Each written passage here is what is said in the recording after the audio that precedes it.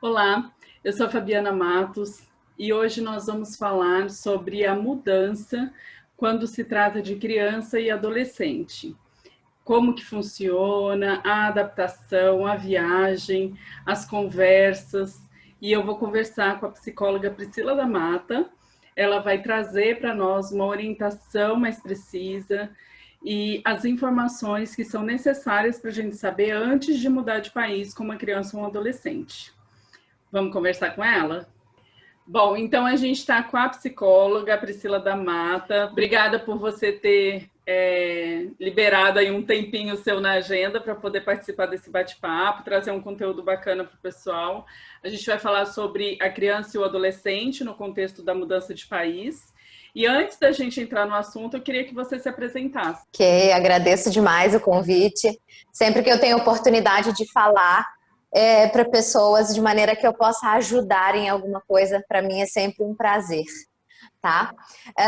Eu sou Pri da Mata, como você já disse, quem estiver aí assistindo é Pri mesmo, pode me chamar de Pri, é assim que as pessoas me conhecem.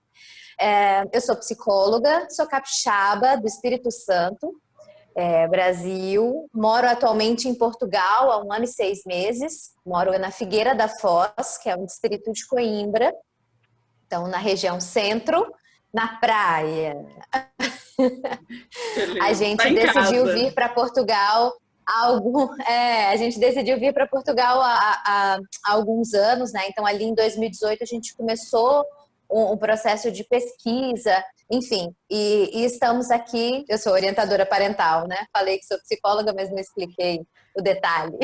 Segunda chance, ele traz mesmo assuntos para a gente poder auxiliar psicologicamente os imigrantes. Porque eu sempre falo isso, as pessoas vão mudar, elas olham o financeiro, casa, emprego e tal, e não olha mente, emoção, né? Como é que fica tudo isso? E é uma das coisas que mexe demais. Inclusive, muita gente volta, né? Deixa de seguir aquele sonho, tudo, porque dá um abalo aí psicológico, às vezes, na mudança, que a pessoa não estava preparada e ela acaba Sim, deixando tudo para trás. Então, a ideia é a gente exato. mostrar para as pessoas a importância do psicológico, do preparo psicológico para uma mudança como essa, até para ela poder fazer um planejamento mais sólido, mais realista, e que ela consiga também ter condição de vencer os desafios que ela tiver quando ela realizar a mudança. E hoje a gente está Claro. falando, vai focar aí no caso da criança e do adolescente. E eu queria que você começasse falando para mim se tem diferença de comportamento da criança e do adolescente em comparação ao adulto quando o assunto é mudança. Tem diferença porque a criança e o adolescente, em geral, são filhos. Não parte deles a ideia de mudança. Talvez eles até participem em algum modo disso, mas não foi, não, eu decidi mudar, então eu tô indo e vou levar os meus pais comigo. Então eu acho que a primeira questão é isso, é a questão da decisão. Como eles vão, porque nós, pais, tomamos a decisão de ir, de mudar de país, né? E essa é uma decisão muito séria, né? Você estava falando sobre o preparo, e eu vou dizer que, claro, o preparo financeiro é extremamente importante, mas o preparo emocional nosso e das crianças é extremamente importante. Porque a gente pode estar super bem, ter conseguido um emprego bacana, ter uma casa boa, mas se a gente não está estável, se a gente não tem regulação emocional e a gente não consegue entender aquilo que está acontecendo com os nossos filhos, no sentido de validar o que eles estão sentindo e cuidar daquela emoção, a gente vai ter sérios problemas. Né? E também a questão do retorno, né? Muitas pessoas retornam de mudança. Aqui eu tenho o exemplo de algumas pessoas no grupo, né, dos brasileiros aqui na Figueira, né, não são brasileiros em Portugal, são brasileiros aqui na Figueira da Foz, e nós somos muitos. Saiu até uma matéria no jornal, depois eu posso até te encaminhar, que aí você também pode mostrar aí a respeito dessa cidade. Eu brinco sempre, a gente anda na rua e sempre tem um brasileiro, sempre tem um brasileiro no mercado, sempre tem um brasileiro no parque. Eu falo, gente, balançaram um pé de brasileiro e eles caíram todos aqui na Figueira. Então são muitos, a gente é uma comunidade bem grande aqui. E para além disso, né, para além da decisão, tem a vida. As crianças e os adolescentes, apesar de serem nossos filhos, eles são alguém para além de nós. Então eles têm uma vida social, tem a escola, os amigos, os professores, tudo aquilo que eles gostam. Então sim, há diferença principalmente porque eles vão com os pais. Não é uma decisão que parte deles. Então existe resistência, existe negação, existe tudo aquilo que eles sabem que vai acontecer e que pode ser ruim para muitos deles, é ficar longe da família, ficar longe da cultura, até que a gente se adapte, né, a um novo país, a mudança. Por exemplo, o brasileiro está super acostumado a comer arroz com feijão. Eu demorei quase 6 meses para acertar fazer o arroz aqui. Para ele ficar soltinho assim, ó, farofa, igual eu fazia no Brasil todos os dias, com o arroz mais simples que tinha. Né? E não é uma questão de dinheiro, era uma questão de acertar o arroz, que agora é o arroz do continente Europa, agulha azul, sabe? Que eu já sabia que o meu era o calafate vermelho. Então, parece muito simples, mas toda essa adaptação e questões culturais fazem muita diferença. E as crianças também sofrem com isso, né? Buscam coisas que elas querem comer. Por exemplo, eu quero o biscoito piraquê goiabinha. Não tem. Eu quero suco de uva integral. Né? Mas tem muita coisa que não tem. Sim, e aí você vai em mercados específicos, né? Tipo, eu acabei de receber uma mensagem, Pri, amanhã a gente vai fazer entrega. Então eu já faço ali na carrinha, né? Eu faço ali uma série de pedidos, né? Paçoca, que é caríssimo no supermercado, tapioca, essas coisas. Então eles vêm, entregam, que isso também ajuda a gente a se sentir um pouco mais pertencente, um pouco mais em casa. Né? As diferenças culturais, por mais que aqui a gente tenha um pouco menos no sentido da língua, é outra língua. Não adianta achar que o português europeu é igual ao português brasileiro, porque não é. E não são só palavras, não é fila, bicha, não é só isso. É tudo muito diferente, a forma de falar, de empregar os pronomes, então tudo isso. E isso passa também para as crianças e para os adolescentes. Eles estão acostumados a se comunicar com muita facilidade e chegam aqui, as pessoas não entendem o que eles dizem. Então, sim, tem diferença principalmente nesse sentido, no sentido da decisão, que eu sou quem vai atrás de alguém, a decisão não parte de mim. Então, acho que essa é a principal questão neste caso. A criança, ela tem uma característica assim, por exemplo, quando ela muda, aquilo que ela se desliga, né, do lugar que ela está, ela tem uma ligação mais com pessoas mesmo, aquela ligação mais afetiva, ou é também o lugar? Eu acho que é tudo. Porque assim, a gente se acostuma a uma vivência. Eu me acostumo a morar perto do meu avô, da minha avó, da tia X, da tia Y. Tem a minha casa, o meu quarto, com aquela cama, naquela posição, com ou sem televisão.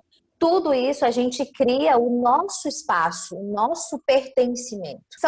Porque são coisas muito simples. E para as crianças isso faz diferença, né? Os meninos às vezes falam, mamãe, eu ainda tento acender a luz dentro do banheiro. Olha. Os interruptores aqui são do lado de fora do banheiro, né? Não há tomadas dentro do banheiro. E eles ainda entram no banheiro para acender a luz, em vez de acender a luz para entrar no banheiro, né? Então, são coisas muito simples e que é do pertencimento. Sim, as crianças têm um apego muito forte. Se tem, né, essa relação, tem pessoas que moram também. Você mora no Brasil, você está no Nordeste, sua família do Sul, você vai ver eles também não com tanta frequência, não é um convívio diário. Mas isso depende muito de como que as crianças constroem relação. E isso é de pessoa para pessoa, né? Crianças que constroem o relacionamento por afinidade e proximidade, e tem crianças que constroem emocional. Então, deixa eu dar um exemplo aqui para você. Eu tenho 2 filhos aqui. Um sente saudade só da avó. Ai, nossa, que saudade da minha avó. Nossa, que saudade da minha avó. Fala do avô? Fala. Do outro? Também. Da outra avó? Também. Mas para ele, a perda mais significativa foi ter ficado longe da avó. E algumas coisas que de vez em quando ele lembra também da estrutura, assim. Da casa fala muito pouco, mas lembra, tinha um cachorro e agora não tem, né? O meu outro filho, o meu filho mais novo, que era o que a gente achou, mesmo conhecendo muito a respeito do desenvolvimento, como ele é mais tranquilão, mais largadão, a gente falou, ixi, isso aqui vai tirar de letra, não vai lembrar de ninguém, não vai lembrar nem que as pessoas existem. E tem hora que ele fala bem assim, sabe, eu tô com saudade do tio Wilkes. Aí você pensa assim, nossa, mas era uma pessoa que não tinha um convívio diário, mas tinha um vínculo emocional muito forte. Eu tô com saudade do tio Totô, porque ele fazia a gente rir tanto. Lembra da moeda na orelha, mamãe? A gente encontrava o meu padrinho, vamos exagerar, assim, uma frequência de 5 vezes por ano. Nossa, olha que coisa. Ele sente falta do padrinho dele, que veio. A gente veio pra cá, ele tava com 2 anos e meio. Então, vamos dizer, viu muito o padrinho 20 vezes. Nós morávamos no Espírito Santo, o padrinho em Minas Gerais. Então, assim, ele lembra desses detalhes. Então, o apego emocional, o vínculo emocional para ele, daquilo que fazia ele se sentir bem, é muito maior do que a proximidade. Claro, sente saudade dos meus pais, que moravam perto, às vezes ele fala, mas se a gente analisa, né, as expressões faciais de quando ele fala, eu tenho saudade do tio Totô e a moeda atrás da orelha, caraca, como é que lembra disso? E é uma coisa que às vezes Né? ali no momento, até em que ele estivesse com esse tio, ninguém prestasse tanta atenção nesse vínculo, né? Não. Eu imaginei muito assim, não, eles vão sentir uma bruta saudade da minha mãe. Porque a minha mãe era uma pessoa muito junta, tava sempre junto, final de semana ia pra casa dela, aquela coisa toda. E não foi bem assim. Meu filho mais velho sente muito, porque foi criado pela minha mãe, né? Ficou mais então, tempo sente, com ela, né? Mas também só sente falta dela. Ele não fala muito dos outros e nem de outras situações. O que dói é a saudade que ele sente dela. Então, isso sempre varia muito, né? Algumas coisas, assim, eu vou responder para você, depende. Né? Então, depende cada um é cada um, do né? tipo... depende muito do tipo de apego que a gente faz, né? Tem pessoas aqui que a gente conversa que sentem falta. Não sinto falta da varanda da minha casa. Cara, nem lembro da minha casa.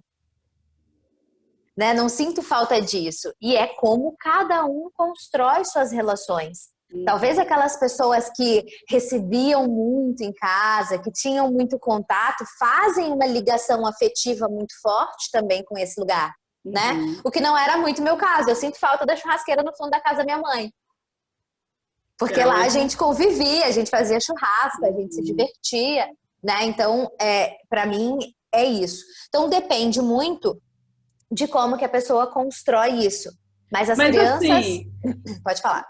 No final, então, a ligação, ela acaba sendo afetiva mesmo que seja de alguma parte da casa. Porque, como você falou, eu sinto falta da churrasqueira. Não é da churrasqueira, do que acontecia lá naquele ambiente, né? Claro, exatamente. Exatamente. Do que a gente tem de memória emocional desse ambiente, né? Do quanto que ele era significativo. E é isso mesmo. Então, a questão do apego, tanto com o local, né, quanto com os hábitos e as pessoas da família, isso varia muito de como que a gente faz ligações, né, com essas pessoas e com esses lugares. Difícil é dizer que eu não sou apegado a nada e que eu não sinto falta de nada, né? Vai sentir de alguma coisa. Bom, eu acho que pelo que você falou até agora...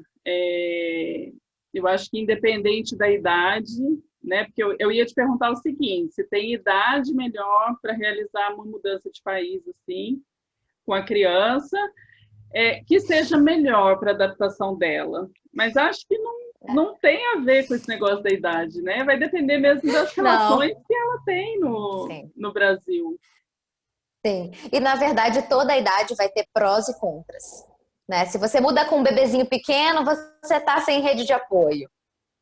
Uhum. né? Da mesma forma que você cria muita autonomia e muita força, se a gente for pensar nos prós, né?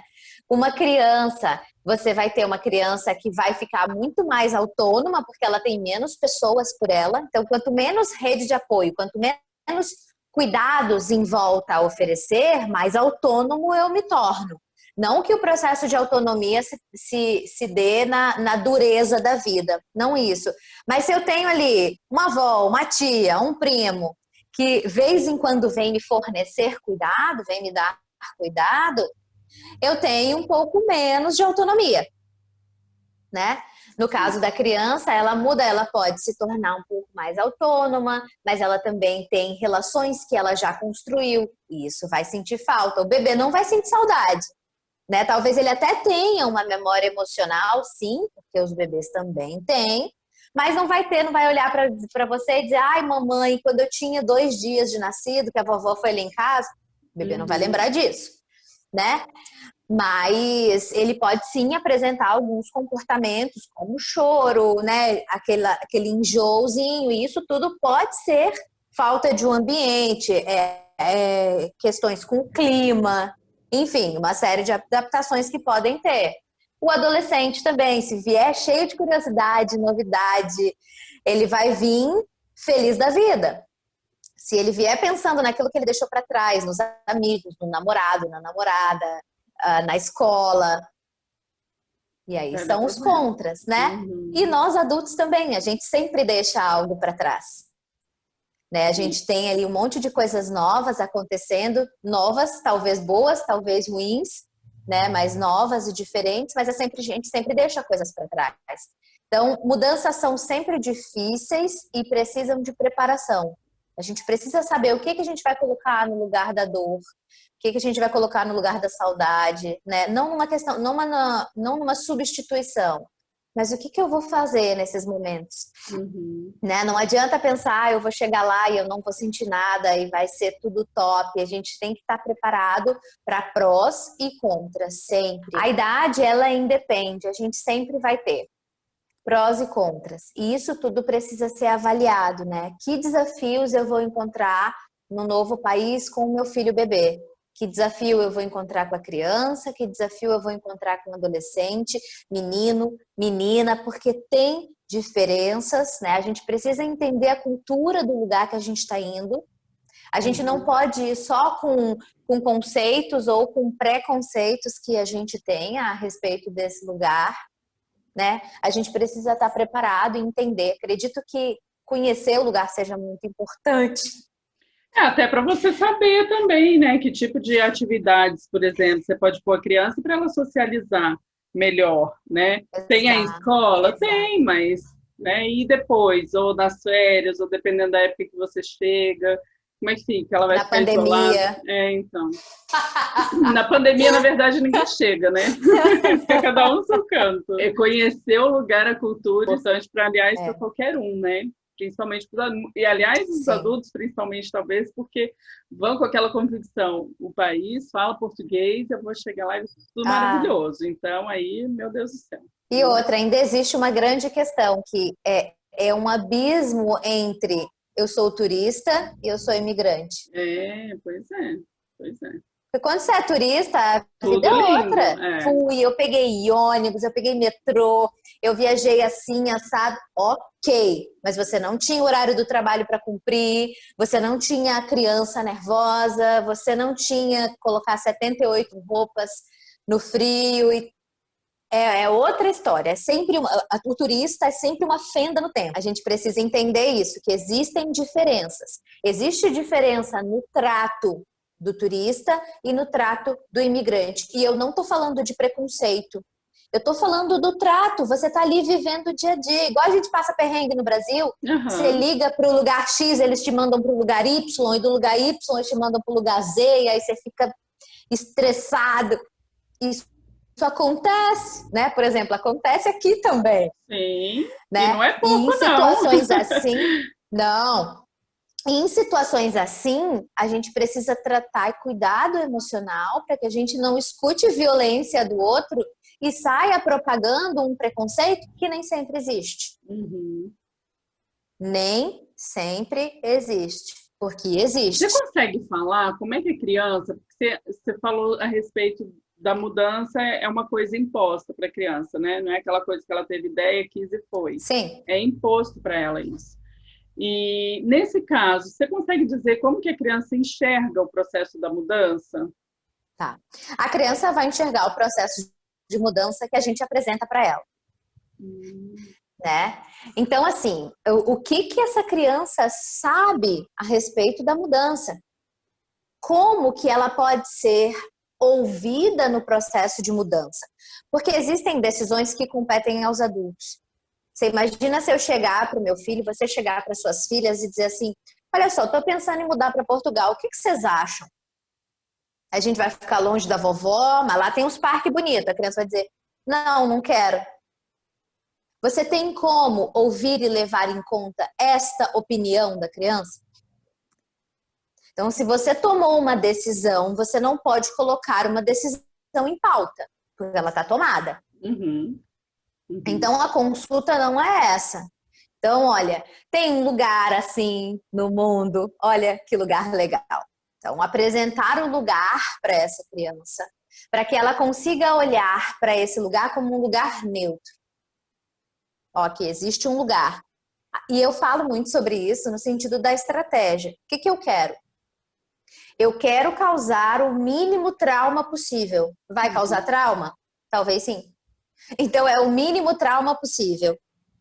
Não falei para os meus filhos, e eu acho que, dependendo das idades, a gente não deve dizer assim: estamos indo mudar para Portugal, estamos indo morar nos Estados Unidos para sempre. Pode Porque assustar. isso vai trazer para a criança uma ruptura que talvez ela não vai saber lidar. Uhum. Então, se existe a possibilidade da família conhecer o lugar junto, no nosso caso não foi possível, as crianças não vieram conosco. Como que eu ia desbravar um país inteiro? Chegamos no Porto, fomos ao Algarve, voltamos com duas crianças pequenas. A gente não ia fazer nem um quinto do que a gente fez, né? Uhum. E se tiver oportunidade, se as crianças forem maiores, forem adolescentes e puder fazer isso, né? Eu entendo que tem famílias que decidem mudar por uma série de fatores e que não podem fazer isso, mas se puder, façam, para que as crianças também conheçam esse lugar, né? Esse novo lugar. Mas a internet hoje ajuda demais, né? Uhum. Então, o que que a gente apresenta para a criança? Nós vamos lá, nós vamos conhecer este lugar, né? É possível que a gente fique. O que que nós vamos encontrar por lá? O que que tem de bom? O que que tem de ruim? O que que é igual? O que que é diferente? E aí a gente vai fazendo como se a gente fosse fazendo uma ponte para a criança. E a criança precisa fazer a acomodação daquele conhecimento. Não adianta chegar: nós vamos mudar para Portugal. O que que é Portugal? Onde é que fica isso? Né? Até ontem eu só conheci aqui a casa da vovó e a nossa. Pois Né? é. Então, fazer uma ponte desse lugar para a criança: olha, existe um lugar, é assim, ele é do outro lado do oceano, né? Como foi no nosso caso, né? E ir mostrando para a criança aquilo que ela tem capacidade de absorver. E isso não é em uma semana, né? Por isso o importante é a preparação. A gente não pode ensinar: nossa, eu decidi, vou mudar de país agora, meninos, olha, amanhã a gente já está indo embora, tchau. Pode ser difícil até para nós. Quando a Sim. gente vai assim muito afobado, muito no impulso, né? Isso é E muito perigoso. a gente passa por esse processo de pesquisa também, né? Você decide ir e Claro, vai lá e você vai ver o país, vai ver os lugares, qual cidade você vai, o que que tem, se aham, tem aquilo que você procura. E da mesma forma que você faz essa pesquisa, até para você conhecer e ver para onde você vai, é muito justo que as crianças também tenham essa informação, né? Então, sim. conversar também, né? Explicar, mostrar, tem que ter E essa é a disponibilidade. base, é a base. Tem que ter diálogo com a criança. E outra, a criança precisa ver que ela vai ter perdas. Uhum. Às vezes a gente vai e monta, né, floreia o pavão e fala: nossa, não é maravilhoso. Aí a criança vem e morre de frio. Ai, aqui é muito É. ruim, eu sinto falta do calor do Brasil, você não me avisou. Então tem frio, tem calor, tem verão, então tem um verão muito gostoso, tem um inverno muito tenso. Para quem estava acostumado, né? Eu falava que em Vitória não tinha estação, a gente só tinha verão. Né? O inverno em Vitória, 25 graus, inverno, tá todo mundo de casaco, né? Então, eu sabia que a gente precisa observar o que vai haver de mudança e quais as mudanças mais vão impactar as crianças. Né? O clima impacta muito. Para uma criança que ia de short para a escola todos os dias e ela passa aí com 3 calças, isso é impactante. Isso implica na autonomia da criança. Né? Uma criança que sempre andou feliz na rua. Hoje eu vi uma seguidora em Montreal e ela botou aquela música dos 7 anões e as crianças andando com neve no meio das coxas. Nossa! Você pensa na mudança de uma família que morava em qualquer lugar do Brasil. Eu nem sei onde que ela morava antes. Neve na coxa, a criança andando dentro da neve, assim, ó. Engraçado pra gente que tá vendo de fora um flash dessa situação, mas você imagina para essas crianças. Pois é. Nossa, né? muito diferente. Então, assim, enfim, a gente precisa avaliar isso e entender que não é porque a criança se adapta. Claro, crianças se adaptam mais fácil do que os adultos. Isso é uma verdade. Mas elas também sofrem a adaptação. Existem aí, como você falou, as perdas, né? Um sofrimento, a saudade, uma adaptação que ela vai ter que passar. Agora sim, a gente fala das crianças, né? Que são menores, e tem os adolescentes também. O adolescente está numa outra fase, né? Bem diferente. Junto com a adolescência já vem uma série de desafios. Você imagina agora, né? Uma mudança dessa. E aí, é mais difícil, assim, o que o adolescente enfrenta num processo de mudança do que, por exemplo, uma criança menor? Eu acho que sim. Se fosse para dizer assim, qual é a fase mais complicada, eu acho que é a adolescência. Por que que eu acredito que seja a adolescência? A adolescência é uma fase intermediária que você nem manda nem é mandado. Meia autonomia, né? Eu já posso fazer uma série de coisas, mas tem aquelas coisas que eu quero mesmo fazer, eu não posso fazer porque eu não sou adulto ainda. Né? Então, eu quero muita liberdade, mas eu não posso porque eu sou ainda meio criança e meio adulto. Né? A gente culturalmente começa a cobrar umas coisas do adolescente, né? Ah, não, porque agora você já é adolescente, você já é um rapaz, você já é uma moça e você tem que fazer.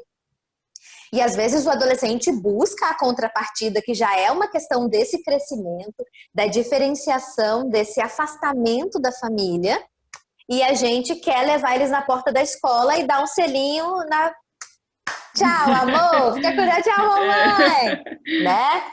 Não quer aceitar esse afastamento, mas quer que eles se comportem como pequenos adultos, né?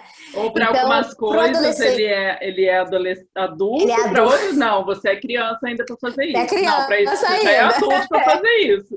A criança já está, né, o adolescente já está naturalmente no conflito. Aí vem a gente ainda que exatamente. Você já está adulto para isso. Exatamente. Você já está criança para isso. Difícil, né, coitado? Sim, E é mesmo um conflito, né? É uma fase hormonal difícil, é uma fase de crescimento difícil, é uma fase social difícil.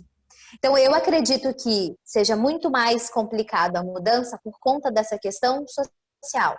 O adolescente começa a fazer um afastamento da família, que continua sendo um grupo e que precisa entender que é uma ruptura e daqui a pouco as coisas voltam para o lugar. Quanto mais a gente guerreia com essa ruptura, pior ela fica, né? Esse afastamento do adolescente, ele é normal e esperado. Ele precisa acontecer. O adolescente precisa tirar os olhos da família e voltar os olhos para o grupo de pares.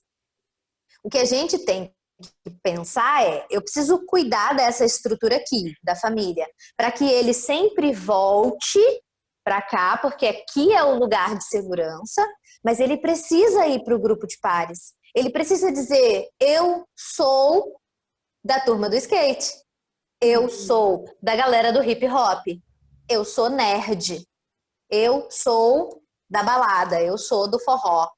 Eu pertenço àquele grupo. Isso é importante para o adolescente. né? E muitas vezes a gente negligencia isso porque acha que o adolescente vai se perder no mundão. Ele só vai se perder no mundão se essa estrutura de valores aqui e de comunicação tiver falha. Tá? Não estou dizendo que é culpa dos pais quando os adolescentes entram em problema, em conflito com a lei de toda maneira. Não é disso que eu estou falando. Mas se essa estrutura for uma estrutura forte de valores, ele vai e volta. Tá? Então, só assim, um parênteses a respeito da adolescência. Quando a gente fala de mudança, eu vou sair daqui, vou para Portugal, para os Estados Unidos, são os países de mais imigração, né, dos brasileiros. Lá, quem é a minha galera? Lá eu não tenho galera. Uhum. Lá eu vou ter que encontrar a galera. A galera vai ter que me aceitar. Né? Eu tenho que fazer ali, eu tenho que merecer o meu crachá naquele grupo. Só que eu já estava aqui, adaptado. E isso, assim, relações de amizade, fora relações afetivas, né? A gente pode ter um namoro no meio dessa adolescência que os pais não estão levando em conta. E isso precisa ser levado em conta. Ah, tem que levar o namorado junto? Claro que não. Mas a gente precisa levar em conta que ali vai ter uma ruptura e um sofrimento muito grande porque nós estamos rompendo aquela relação. E aí, né? E não podemos pensar assim, é só uma fase, é só um namoro de adolescência, né? Porque os namoros de adolescência podem durar a vida toda. Sim. Eu tô aqui, por exemplo, eu namoro o meu marido desde que eu tinha 15 anos, então já se vão 17 anos de relacionamento. Um namoro de adolescência, né? Que foi uma fase, né? Perdura. Não é bem assim, a gente não pode julgar os relacionamentos dessa maneira. Então eu vejo a questão da adolescência muito mais difícil por isso. Que a gente vai para outro lugar, ainda que a gente fale a língua, né? Ainda que eu vá para os Estados Unidos e fale inglês fluentemente, eu vou ter dificuldade para me encaixar no grupo de pares, porque eu sou um imigrante. Então eu vou encontrar de repente o grupo dos imigrantes e vai ser maravilhoso, top. Mas pode ser que eu também não me enquadre no grupo dos imigrantes. Pode ser que eu não consiga fazer as amizades. Pode ser que eu sofra preconceitos por isso e pelo meu momento, né, pela adolescência em si, isso fique muito grande. Isso pode trazer uma preocupação mais excessiva no adolescente, quando, dizendo assim, no momento da mudança, ser a maior preocupação dele? Bem, eu não vou te dizer com certeza isso, de ser a maior preocupação, mas sabendo que é uma fase de encontro com um grupo de pares, né? Com os poucos adolescentes que eu tive contato aqui, então pós-mudança, né? Brasileiros residentes em Portugal que eu atendi, sim, essa era uma grande preocupação e um grande conflito, né? De ser uma pessoa muito mais expansiva e as meninas não gostarem. De ser uma pessoa muito sorridente e os meninos acharem isso tudo muito estranho. Então eu não consigo pertencimento nem no grupo X nem no grupo Y. Né? Os meninos não querem porque tem sim um preconceito. As meninas não, essa daí chegou, é muito sorridente, muito isso, muito aquilo. Né? Então as nossas características enquanto povo, né, eu estou fazendo uma generalização, né? Existem muitos brasileiros que nem sorriem, mas eu estou aqui fazendo uma generalização.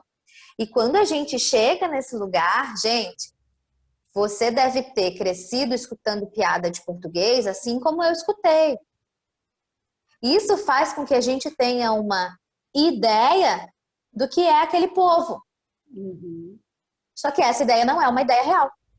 É verdade. Da mesma forma que eles escutaram muitas coisas que não é conosco, né? Coisas aconteceram que viraram piada e que fazem parte da sabedoria popular e que não são realidade. Então, quando a gente chega imigrando, aqueles adolescentes escutaram uma série de coisas sobre os brasileiros, né? A gente escuta muitos casos de bullying. É claro, acontece bullying no Brasil entre brasileiros, tudo bem. Sim, sim. Mas existem casos, né, muito específicos de bullying com os brasileiros nas escolas, Uhum. né? E de preconceito com outras culturas, né? O movimento xenofóbico, ele é um movimento natural do ser humano. Não estou dizendo que ele é benéfico e que ele deve acontecer, mas ele é natural. A gente tem uma questão ali da defesa, né? Um impulso de defender o seu espaço, o seu território, que é natural do ser humano. Né? A gente é que precisa refletir sobre ele e entender até que ponto eu estou me defendendo e até que ponto que eu estou machucando outra pessoa de maneira gratuita. Né? Mas nem sempre a gente aprende isso. Então, assim, acredito que esse seja o momento mais difícil por esses motivos, porque é um momento social, né, do adolescente, e aí ele vai para um lugar diferente, deixando aquilo que ele já construiu, porque todo o processo de relacionamento ele é uma construção. Então, ele construiu uma história dentro da escola que ele estudava, dentro do grupo que ele pertencia, dos lugares que ele frequentava, né? Então, quanto mais momentos sociais esse adolescente teve, para além da família, que é quem está indo com ele para essa mudança, né?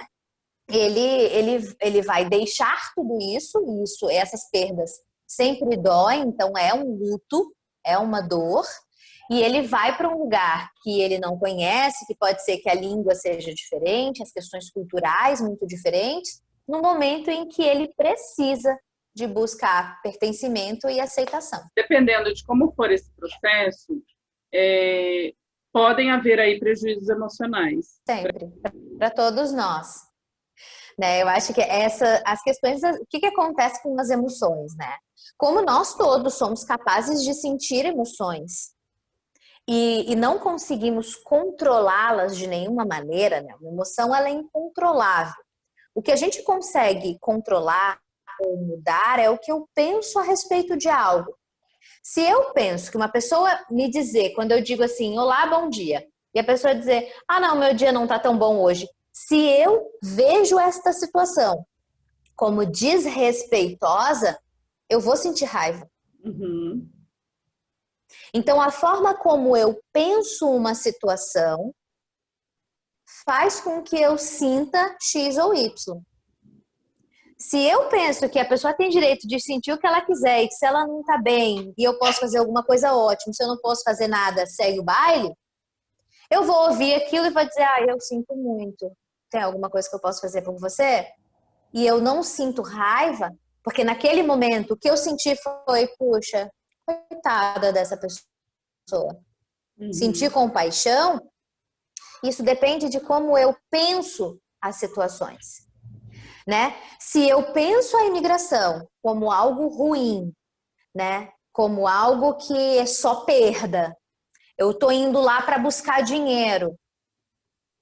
A gente vai mudando o que a gente sente em relação à mudança. Se eu venho, ah não, eu vou imigrar e eu vou ficar rico, porque existe muito desse imaginário, né? Eu vou imigrar e eu vou ganhar em euro, vai ganhar em euro, vai gastar em euro. Tem diferença nas questões justas a respeito da comida, do imposto em relação à comida, em relação aos carros, às casas? Sim, existe. Mas a gente precisa entender bem como essas coisas funcionam. Né? A vida que eu tenho aqui em Portugal com 2 salários, eu não teria no Brasil com 2 salários. Então, existem essas diferenças que são muito significativas, né? Tem escola pública, tem saúde pública, que não é uma Brastemp, a nossa também, Europa. Né? Eu chego no hospital e eu vou ser atendido em 5 minutos. Não, hospital é hospital, tem um monte de gente lá morrendo que tá mais morto do que você. Então, você vai entrar numa fila, né? Vai receber lá a pulseirinha, igual tem em todo canto. Né? E fica muitas horas também, né? A pessoa também não tem... É aquilo de conhecer a realidade do lugar. Você não pode ir pra lá achando que vai ser uma de rosa. Calma, que a realidade é outra. Aí dá um baque mesmo, né? Frustra a pessoa, porque ela vai com aquela expectativa toda e não é. Exatamente, exatamente. Precisa conhecer minimamente, nem que seja pela internet, precisa conhecer como é que as coisas funcionam, conversar com gente. Conversar com gente de verdade é uma coisa importante. Porque Uhum. assim, ó, você aqui no YouTube, você é uma figura pública. É diferente da pessoa entrar em contato com você, entrar em contato comigo. Esses dias uma moça me perguntou assim: eu posso te fazer uma pergunta indelicada? Se você não quiser, você não responde. Falei, pode ter certeza que se você não quiser, eu não vou responder. Pergunta. E ela disse assim: quanto a gente precisa para viver em Portugal? Eu disse: a gente é muita gente. É, Eu vivo com tanto, eu pago tanto de água, tanto de luz, tanto de gás, tanto de mercado. Agora, se a pessoa chegar aqui e comer alheira todos os dias, comer carne de boi todos os dias, é completamente diferente. exatamente. Vai Porque no depender do Brasil, estilo de vida, tudo bem que né? a carne de boi no Brasil também. Não, tá o Bem olho que da a carne de cara, tá boi no Brasil horrível. também tá pela hora da morte,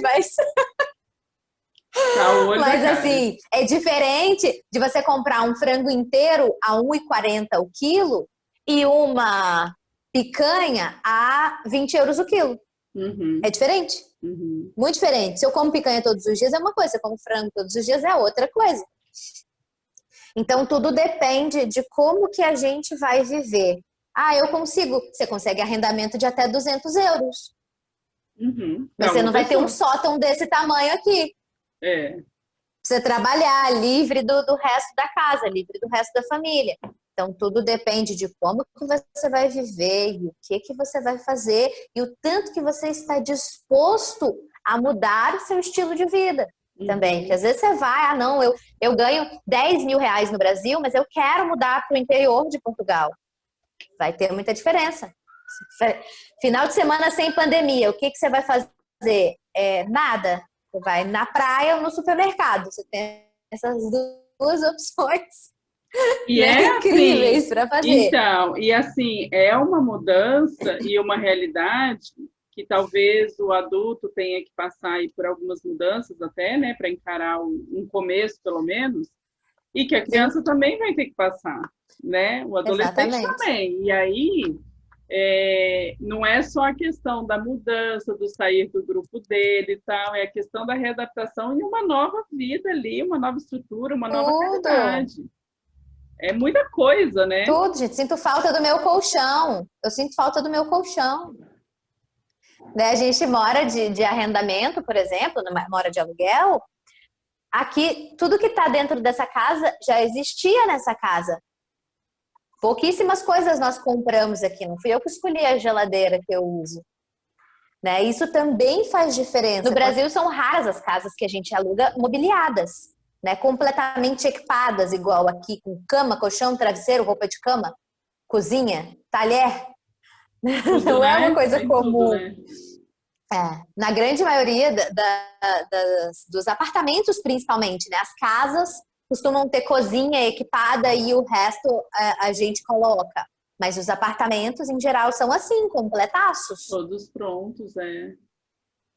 Que tem vantagens e tem desvantagem. Uhum. É, porque daí você vai morar ali com a cara do outro, né? Não Exato, é com a exato, sua. Mas exato. tudo bem, Demora um às vezes o tempo. objetivo da pessoa é a praticidade, ok. Depois também, com o tempo, ela vai adaptando, compra o lugarzinho dela, põe os móveis dela. É uma questão de É, você fazer as melhores escolhas aí diante do momento que você está passando também, né? sim, exato. Vamos falar para os pais como que deve ser o processo da preparação de crianças e adolescentes que querem mudar? Sim, sim. Assim, um pouco daquilo que a gente já começou quando eu comecei a falar lá no início, né? Uhum, Primeiro é a questão da decisão, né? Crianças e adolescentes não participam de macro decisões, mas eles podem participar de todas as micro decisões que lhes cabem, uhum, né? Então, assim, a gente vai fazer uma mudança, ela está decidida, eu vou sair de Vitória para Governador Valadares, é uma mudança. De Vitória para Portugal, de Vitória para os Estados Unidos, sempre é uma mudança, né? Mudar da cidade para o interior. Então a gente precisa avaliar que a decisão macro eu vou tomar, o adulto. o que dentro dessa mudança que a criança pode tomar de decisão.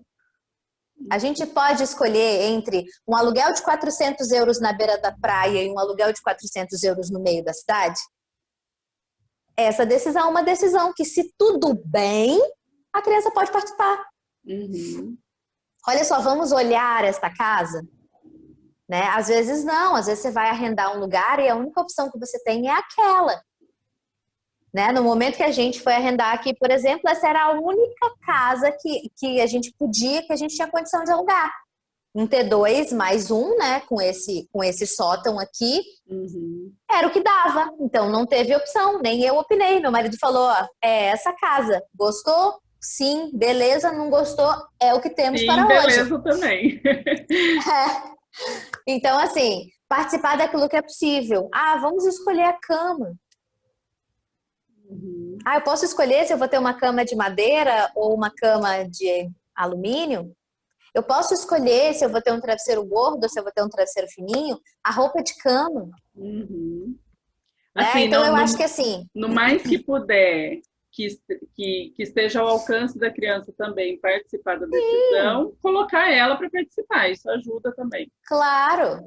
O que eu vou levar? O que eu posso levar daqui? Olha, dentro dos seus brinquedos aqui, ó, você pode levar todos até 50 centímetros, por exemplo. Então, vamos separar todos ali de 50 centímetros e você vai escolher ali o que você pode levar. Seus livros, né? Enfim, todas as decisões que as crianças puderem tomar. O que a gente vai ter nesse ambiente? Ou coisas que a gente pode levar para a criança, principalmente, né? Nesse caso. Coisas que a gente pode levar que vai fazer essa criança se sentir mais em casa. Aqueles objetos de apego lá, os bichinhos de pelúcia que a criança usa para dormir, o travesseiro, a coberta dela, né? E em relação às decisões, eu acho que é isso. E fazer com que a criança participe daquela situação de mudança.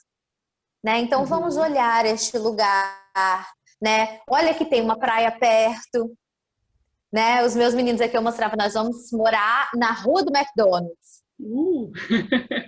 Acharam o máximo e nós fomos uma falência logo na primeira semana. Né? Nós vamos morar na rua do McDonald's, tem um supermercado grande na frente da nossa casa. A gente vai morar perto de uma loja de chinês e aí eles não sabiam o que era. Vamos olhar o que é uma loja de chinês e por que tem tanta loja de chinês em Portugal? E aí, então, a gente vai criando um apaixonamento desse novo lugar. Igual quando vai mudar de escola, vai mudar a criança de escola, o que você faz? Fala, ó, você vai estudar naquela porcaria ali? Pois é. Não, você fala, olha, a escola é azul. Aí a criança gosta de azul. O nome da sua professora é Manu. Nós vamos para lá todos os dias de carro. E a gente vai familiarizando a criança naquele lugar. Você sabia que tem inverno? Você sabe como é o inverno lá? Vamos ver uma foto do inverno? E conhecendo aos poucos, entender que é um processo. E aí, porque eu fiz tudo isso, eu vou chegar e a minha criança vai ficar de boa, Pri? Claro que não. Talvez nos primeiros dias a gente vai ter ali o encantamento, né? A empolgação do novo. Depois a realidade começa a bater na nossa porta. E aí a gente começa também a sofrer com essa mudança, a fazer o processo de luto, que é importante de ser feito, né? De dizer assim, não, peraí, o que eu tô sentindo? Eu tô sofrendo com isso. Tá doendo. Eu posso chorar. Eu posso ligar para as pessoas, né? Lembrar que quanto mais a gente falar com pessoas que fortalecem a nossa decisão, melhor. Porque se nesses momentos duros você liga para alguém e a pessoa te diz assim, então por que você foi? Você devia ter ficado aqui perto da sua família. Volta. Aí termina de arrasar com aquilo que você estava sentindo, né? Então, a preparação, eu vejo dessa maneira. Para o adolescente, ele mesmo consegue fazer as pesquisas. Então, talvez ele já até tenha feito. E se ele tiver resistente, tudo aquilo que você falar que é maravilhoso, que é legal, ele vai dizer, eu já olhei, lá faz frio, não gosto. E E aí aí? a nossa preparação, nosso ambiente interno, de conseguir compreender que aquela resistência que ele está fazendo é uma resistência às perdas que ele vai ter, não a nós, não ao novo lugar, né? Se a gente entrar numa guerra, a gente perde, porque a gente se estressa, eles se estressam, só que a capacidade deles, a força que eles têm de resistência é muito maior do que a nossa, né? Até pelas condições, né? Você está ali super preocupado de quanto é que custa a conta de energia e ele está dizendo que aquele lugar ali não tem nenhuma pista de skate perto. E vai descobrir todas essas coisas. Então, o me ajuda é algo que funciona muito para o adolescente.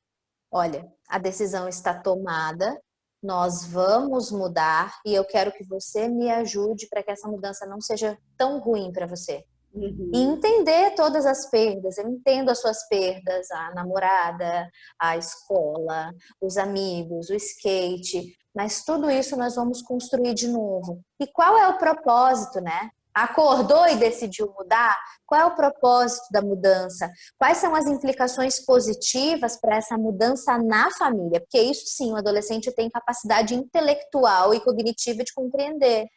Talvez eu dizer para o meu filho de 5 anos, olha filho, a gente está indo para Portugal buscar qualidade de vida. Ele vai dizer, what? Eu tenho muita qualidade de vida. Olha só, minha vida é maravilhosa. Eu estudo numa escola top. A minha avó me busca, eu vou para casa dela, tomo banho de mangueira e janto uma comidinha maravilhosa. É mais, né? Porque agora eu que fui invadida, Ah, fui é? invadida. Nesse pedido de ajuda, o que a gente faz é tentar uma proximidade, né? Às vezes a gente está tão distante também do filho adolescente, né? Tem um livro que fala que, não me lembro se foi Elisama, acho que foi Elisama, diz que intimidade é uma porta que se abre por dentro e que não adianta a gente forçar a entrada. Intimidade com o adolescente é algo que precisa ser construído. E construído daquela maneira que eu disse, né? Ele precisa saber que ele pode ir e que ele tem um lugar de segurança para voltar, né?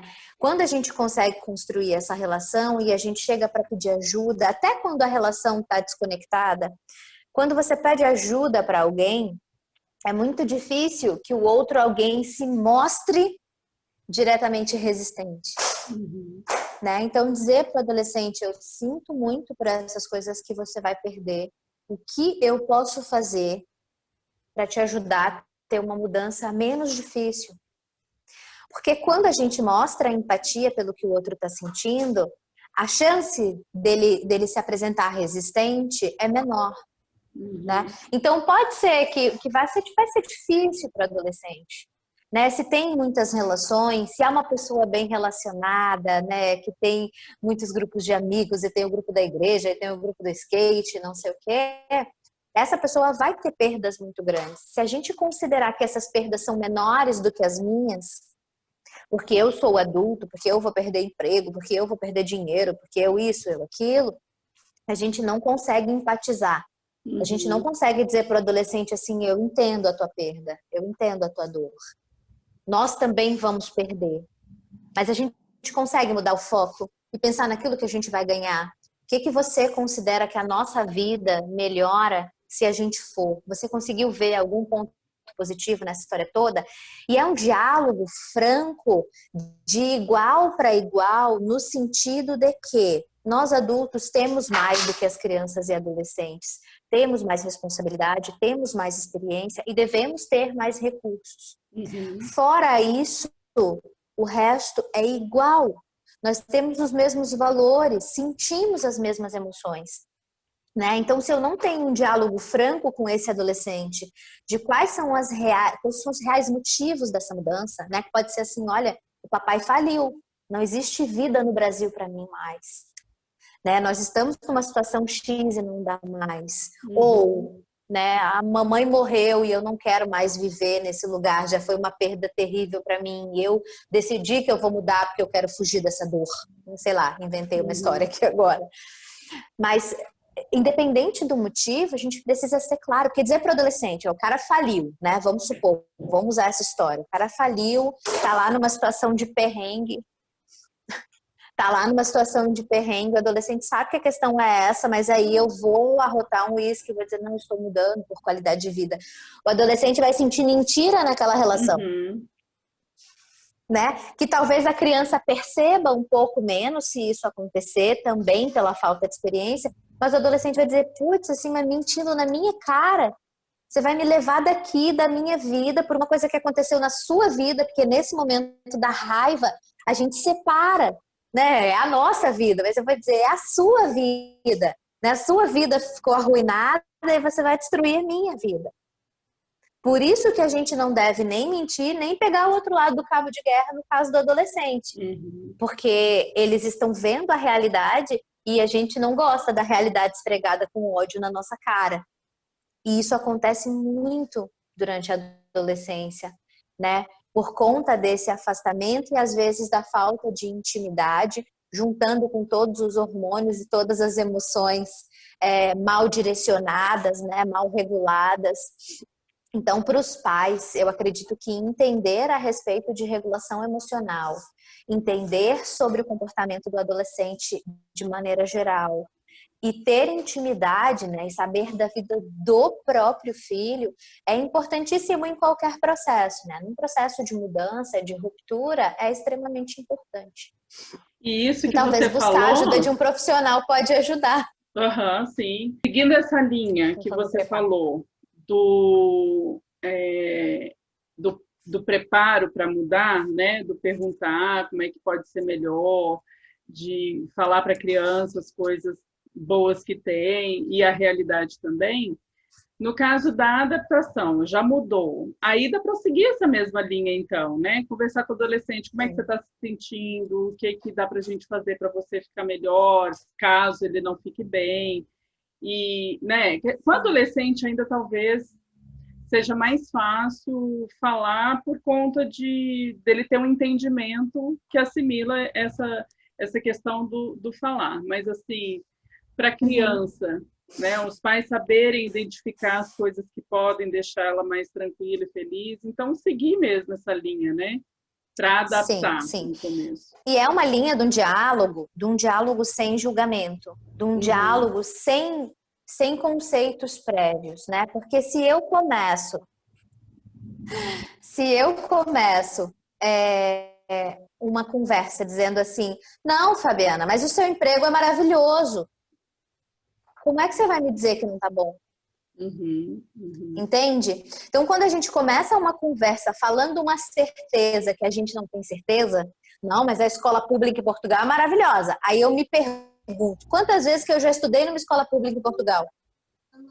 Nenhuma. A criança sabe da realidade da escola pública de Portugal. O que eu sei é o que eu não pago.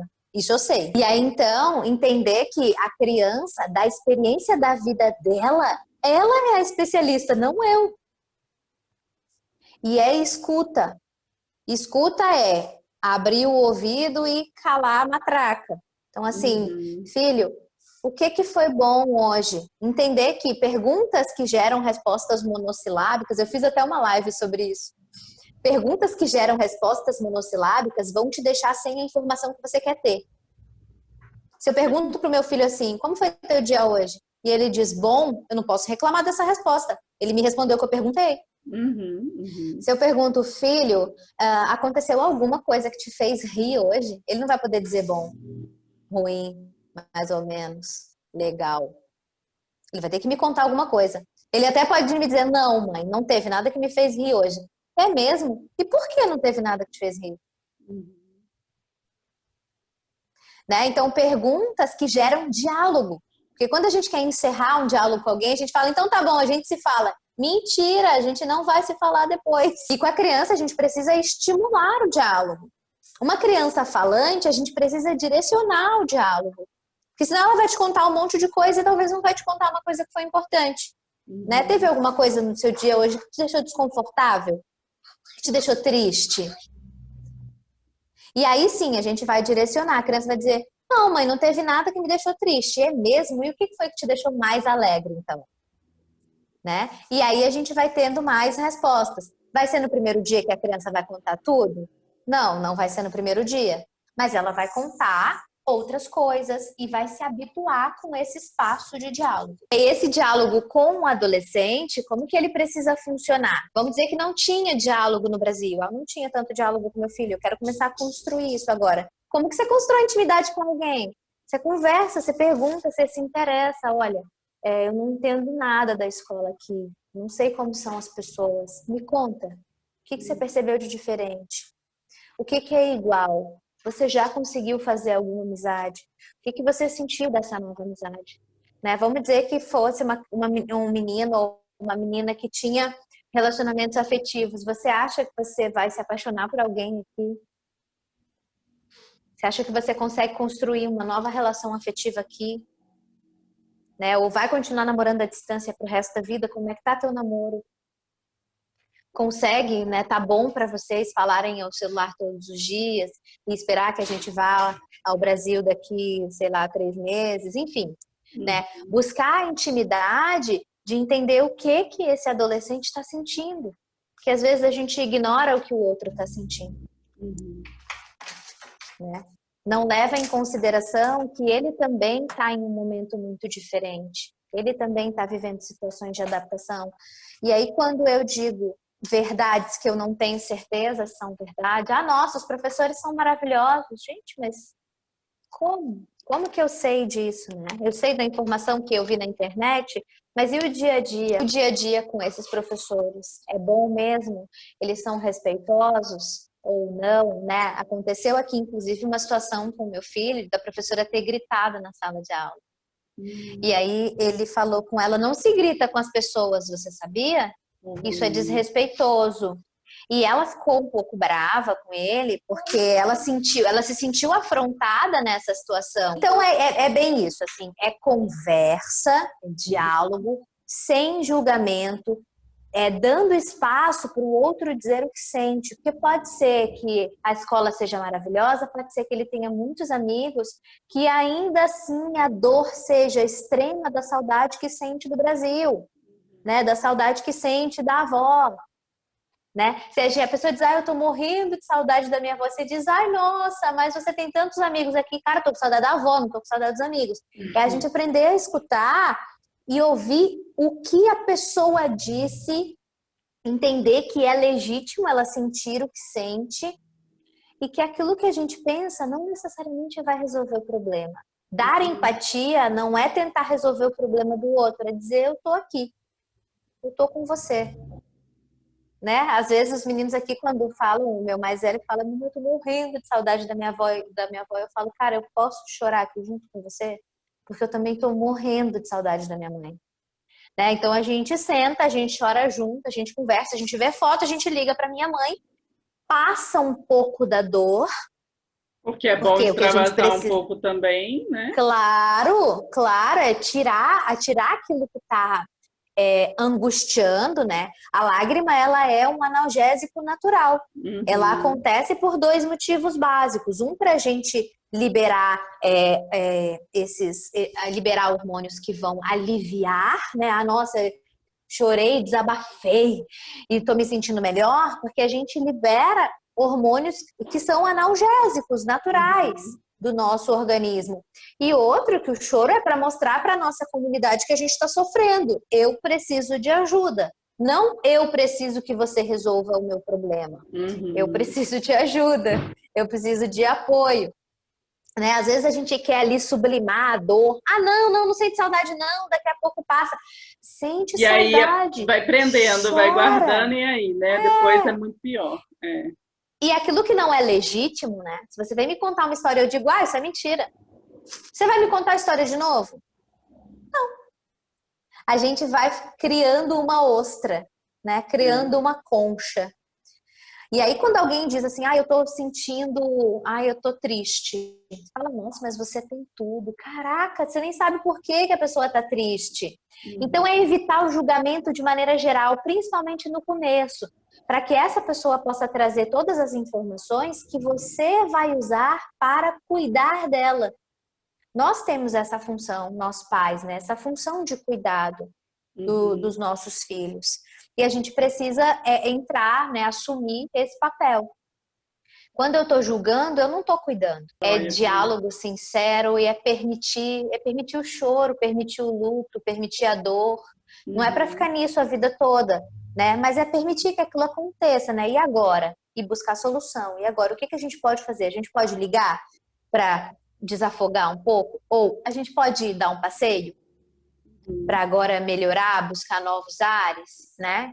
E é isso. Uhum. E lembrando que, caso persista, né, essa Claro, tristeza há muito tempo, buscar ajuda profissional, porque às vezes também, por exatamente. mais que os pais tenham aí o cuidado, consigam fazer isso, né, sem julgamento, que também não é fácil, mas que Aham. consigam, tem que saber observar se a criança ou adolescente está precisando de algo além, de uma ajuda que está fora, Sim. às vezes, ali da alçada dos pais, né? E buscar uma Sim. E forma de na dúvida, busque ajuda. busca ajuda também, porque daí o profissional vai É, saber falar se realmente aquela criança está no é, caminho ou não, ou o que, que ela está precisando. Né? Isso é muito é importante isso. também. Legal, Pri. Olha, muito bom. É um assunto que dá para a gente falar por muito tempo, tem muitos detalhes, é bem complexo, mas eu Com acho que a gente certeza. conseguiu dar uma visão geral assim muito bacana e Tá. creio que pode ajudar muitos pais aí a se prepararem melhor, ou quem já mudou também, de fazer uma adaptação boa com as crianças e os adolescentes. Fala para Tudo. mim, rapidinho só, como é que funciona a orientação parental? Tá. A orientação parental, ela pode acontecer de maneira pontual. Então, eu tenho uma consulta. Ah, meu filho está fazendo muita birra. Vamos supor que esse é um caso muito típico. Então, eu quero tratar só esta questão pontual. E aí, então, a gente vai fazer uma, duas sessões A nesse assunto orientação. específico para orientação, né? Uhum. E eu também tenho um programa que é totalmente desenhado, ele faz uma base mesmo de emoção, comportamento, pensamento e mudança de mindset dos pais, que chama Reprograma. Ai, que legal. E dentro do reprograma a gente tem 8 sessões. Eu não tenho um limite de tempo dentro da sessão do reprograma, né? Mas uma sessão que dura ali em média 1 hora e meia, Uhum. né? Onde a gente vai conversar em 8 dias diferentes, em 8 semanas, fazendo um pacotão econômico, onde eu falo um pouco sobre desenvolvimento, onde a gente fala sobre aprendizado, onde a gente fala sobre reunião de família, como conseguir cooperação das crianças, tem um momento só de recurso e tem sessões que são específicas de mudança para os pais, né? Porque como eu te disse, a respeito do pensamento, né? Tudo aquilo que eu penso influencia a maneira que eu sinto as coisas, influencia a minha ação, né? Obrigada de novo por você ter contribuído aí com um conteúdo tão maravilhoso para auxiliar as pessoas. Obrigada, eu agradeço novamente também pela oportunidade e fico à disposição para qualquer dúvida, né, tanto das questões da psicologia e da orientação parental, né,